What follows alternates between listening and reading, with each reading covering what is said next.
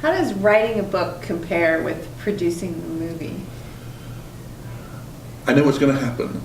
Okay. Put it that way. And this book really is, I tried to make a sort of stream of consciousness book, where everything that I can remember pretty much just comes out in a sort of form of conversation. And that's a very easy thing to do. And I was helped by Matthew Field, who himself had written a book about the Italian Job. And that was very helpful. Yeah. And was this something that you'd always wanted to do? No, I hadn't the slightest intention of doing it. It happened only because I was going around the various radio and television stations in England promoting Matthew's book with him about the Italian Job, which is a picture I had produced. And I talked about the Italian Job with Michael Caine, by the way, not the subsequent piece. And while we were hanging around the green rooms waiting to go on or whatever, I was telling him stories, he was asking questions, and he eventually said, "Oh, you would have to write a book." And I said, "I'm not writing a book. No, I've never written a book, never planned to write a book."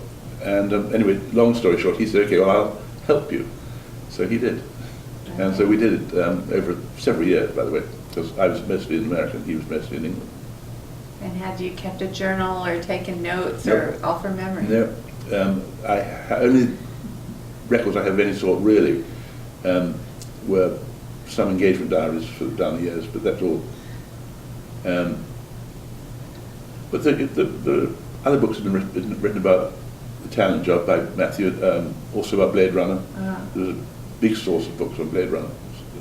Paul Salmon wrote a very exhaustive book, which is useful for detail. But I pretty well remember it.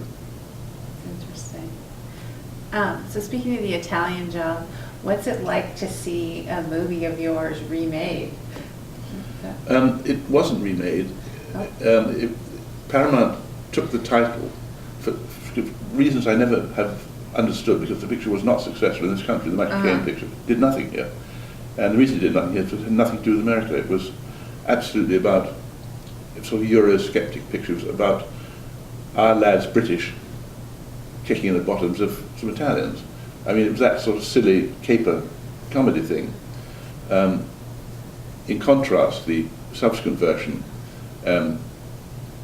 quite early on, had, I can't remember who it was, somebody or other, being machine gunned to death, which was not a very nice thing. We didn't do anything like that. Ours was a comedy. This was a sort of halfway action picture. Okay. So just completely different. Yeah, I mean, there were similarities, and there were little cars in it, and so on, that stuff, but which is quite important. But it had a different atmosphere to it.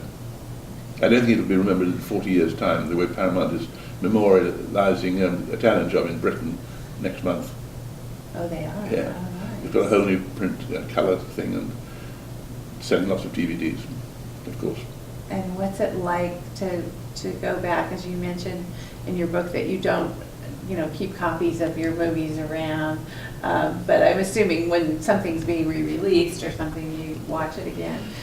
Yes, I did watch it just to see how it held up, and it actually was remarkably good, and how it was screening in the National Film Theatre, as we did with Blade Runner, and they both look pretty good today, which is nice. But I don't tend to watch my own films because all I see is the flaws. I see where we should have done something again or better, or maybe we shouldn't have spent that money doing that. So you just see the imperfections. Yeah. How did you come to live in Santa Barbara? When I was working in London and Los Angeles, I was commuting every 3 weeks at one point. And in London for 3 weeks, then LA for 3 weeks, and it got pretty exhausting. So we bought a house halfway between, in Cape Cod, in fact.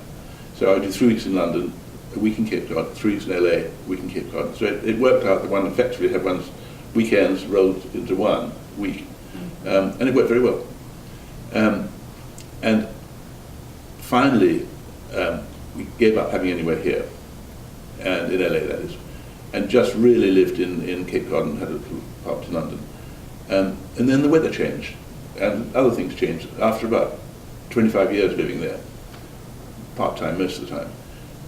The weather changed. It was humid in the summer. It was horrid and cold in the winter, nasty and cold in the winter. And the place got overbuilt, and it just changed. And so we went up and down both coasts. And all the time I've been living in LA, we'd never been to Santa Barbara. And we looked everywhere on both coasts, and this was absolutely the best place. Really the best place to be, as far as I can see in the world. That's lovely. So when was that you ended up? 5 years ago. 5 years ago. Okay, great. And now you're a Santa Barbarian. Yes, exactly. And Michael will be signing copies of his books at local bookstores. Check Noozhawk.com for details. Thank you so much, Michael. I really enjoyed talking to you. If anyone's interested, you can go to Noozhawk.com to order an autographed copy of Michael Deeley's book. Thank you very much. Thank you.